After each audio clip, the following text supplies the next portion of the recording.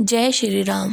कल हमने तीसरा अध्याय सुना श्री विष्णु पुराण के स्कंद भाग 1 का, जिसमें हमने देखा और सुना कि ब्रह्मा जी की आयु कितनी है और काल का निर्माण कैसे होता है, कैसे बने 24 घंटे, क्यों दिन और रात बने, इन सब के बारे में सुना। आइए आज सुनते हैं चौथा अध्याय, जिसमें लिखा है कि प्रभु ने, श्री विष्णु ने ब्रह्मा जी की लोक रचना कैसे की, ब्रह्मा जी की उत्पत्ति के बारे में सुनेंगे और प्रभु ने पृथ्वी का उद्धार कैसे किया। तो आइए सुनते हैं श्री विष्णु पुराण। श्री मैत्रेय जी बोले, हे मुनि श्रेष्ठ, कल्प के आरंभ में प्रभु श्री ब्रह्मा जी ने जिस प्रकार सब भूतों की रचना की, उस वृत्तांत का वर्णन कीजिए।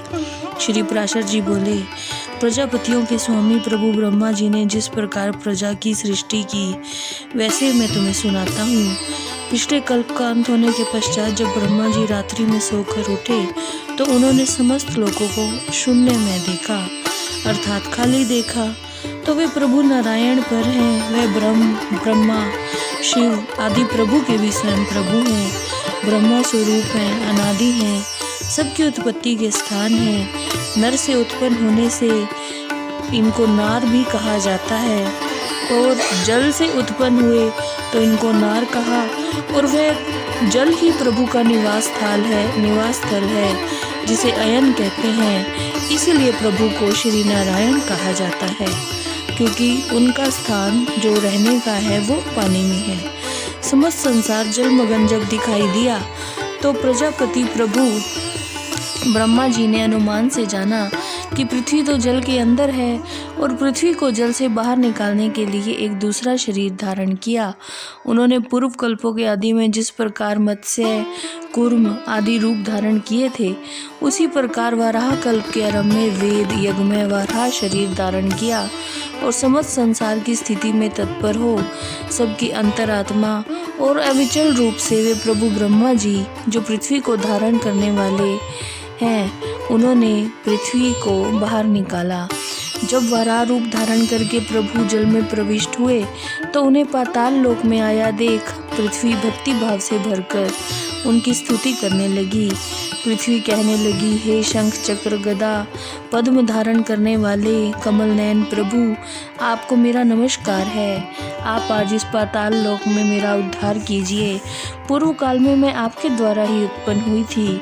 हे जनार्दन, पूर्व में भी आपने मेरा उद्धार किया था, और हे प्रभु, मेरे और आकाश आदि अन्य समस्त भूतों के भी आपने ही उत्पादक रहे हैं। इसलिए हे जगत पिता, आपको मेरा बारंबार नमस्कार है। हे प्रधान और व्यक्त कार्य रूप, आपको नमस्कार है। हे काल स्वरूप, आपको बारंबार नमस्कार है।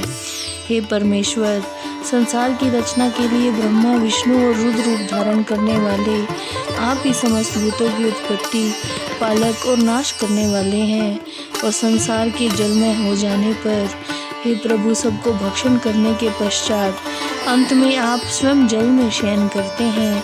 हे परमेश्वर, आपका जो परतत्व है उसे तो कभी कोई नहीं जान सकता। आपका रूप तो हमेशा अवतारों में प्रकट होता है, जिसकी सभी देवता पूजा अर्चना करते हैं। वासुदेव की उपासना करे बिना कौन मुक्ति पा सकता है। मन से जो संकल्प किया जाता है, चक्षु आदि इंद्रियों से जो कुछ विषय ग्रहण करने योग्य है, बुद्धि द्वारा जो कुछ विचारणीय है, वह समस्त आपका ही रूप है। हे परमेश्वर, मैं तो आपका ही रूप हूँ, मुझे आपका ही सहारा है, मैं आपकी शरण में हूँ। आपने तो मुझे रचना की है, इसलिए इस लोक में मुझे माधवी भी कहकर पुकारा जाता है। हे जगत पिता, आपकी जय हो। हे परमेश्वर, आपकी जय हो। हे प्रभु, आपकी जय हो। आप ही यज्ञ हैं, आप ही ओंकार हैं, आप ही वेद वेदांग और यज्ञ पुरुष हैं। सूर्य ग्रह तारे नक्षत्र समस्त संसार सब कुछ आप ही हैं। हे परम पिता, मूर्त अमूर्त, दृश्य, अदृश्य, जो कुछ मैंने कहा और जो कुछ मैंने नहीं कहा वह सब कुछ आप ही हैं। अतः प्रभु आपको बारंबार नमस्कार है। पृथ्वी द्वारा वराह भगवान की इस प्रकार स्तुति किए जाने पर महावारा श्री ब्रह्मा जी ने धर शब्द से गर्जना की और फिर कमल नयन वाले उन महावारा प्रभु श्री ब्रह्मा जी ने अपनी दाढ़ों से पृथ्वी को ऊपर उठा लिया और कमल दल के समान श्याम और नीलांचल की तरह विशालकाय प्रभु रसातल से पृथ्वी को लेकर बाहर निकले। जल से बाहर निकलते समय महावाराह प्रभु श्री ब्रह्मा जी के मुख से श्वास से उछलते हुए जल ने जनलोक में रहने वाले महातेजस्वी और निष्पाप सनन आदि मुनीश्वरों को भिगो दिया।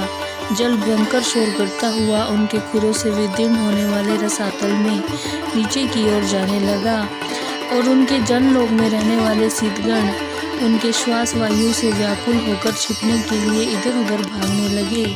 जिस प्रकार से महावारा प्रभु अपने वेदमय शरीर को कंपाते हुए पृथ्वी को लेकर जल से बाहर निकले तो मुनिजन उनकी स्तुति करने लगे और उन्नत दृष्टि वाले धराधर प्रभु की जनलोक में वास करने वाले सनन आदि मुनीश्वरों ने प्रसन्नचित होकर श्रद्धा पूर्वक सिर झुकाकर स्तुति की। हे ब्रह्मादि ईश्वरों के भी परमेश्वर, हे शंख गदाधर, हे खड़ग चक्रधारी केशव, आपकी जय हो।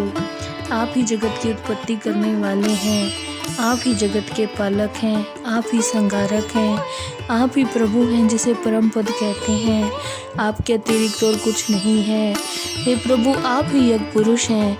आपके चरण कमलों में चारों वेद हैं, दांतों में यज्ञ हैं, मुख में आपके चिंतियाँ हैं, जिनकी जिह्वा यज्ञनादि है, कुशाई रोमावली हैं। हे परमपिता, आपके नेत्र दिन और रात हैं, आप पार ब्रह्म हैं। हे प्रभु, आप दीर्घ गंभीर शब्द हैं, आप पूरे शरीर की ग्रंथियां हैं, आपके कान स्रोत और स्मार्ट धर्म हैं। हे परमपिता, आप प्रसन्न होइए। आपकी दाढ़ों पर टिका हुआ यह समस्त भूमंडल ऐसा दिखाई देता है जैसे कमल वन को कुचलते हुए हाथी के दांतों में कीचड़ में सना हुआ कमल का पत्ता लगा हुआ हो। हे परमपिता, पृथ्वी और आकाश के मध्य कितना अंतर है, वह आपके शरीर में ही व्याप्त है। हे जगत को व्याप्त करने में समर्थ प्रभु, आप समस्त जगत का उद्धार कीजिए।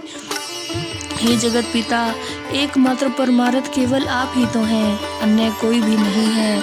यह संपूर्ण चराचर जगत आपकी महिमा से ही व्याप्त है।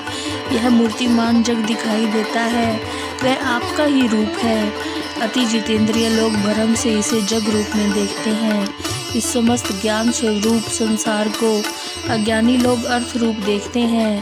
वे सदैव मोह माया जगत सागर में भटकते रहते हैं। हे प्रभु, जो जन शुद्ध चित्त और विज्ञान वेता है, वे इस समस्त जगत को आपका ज्ञानात्मक स्वरूप देखते हैं। हे सर्वव्यापी, प्रसन्न होइए। हे कमल नयन, जग के निवास के लिए पृथ्वी का कल्याण करके हमको शांति दीजिए।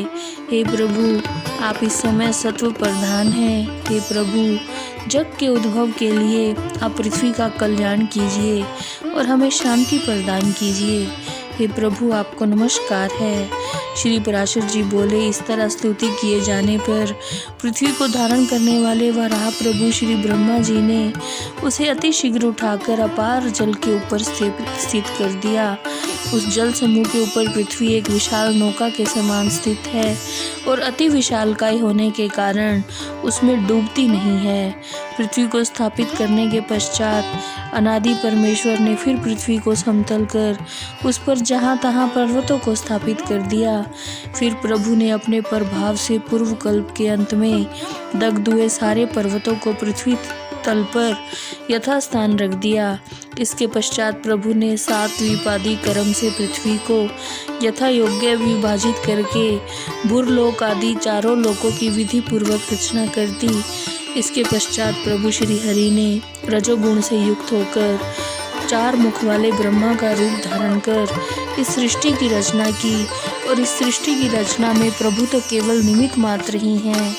हे तपस्वियों में सर्वश्रेष्ठ मैत्रेयी, वस्तुओं की रचना में निमित्त मात्र को छोड़कर और किसी बात की आवश्यकता नहीं है, क्योंकि वस्तु तो स्वयं अपनी ही शक्ति से स्थूल रूपता को प्राप्त होती है। जय श्री राम।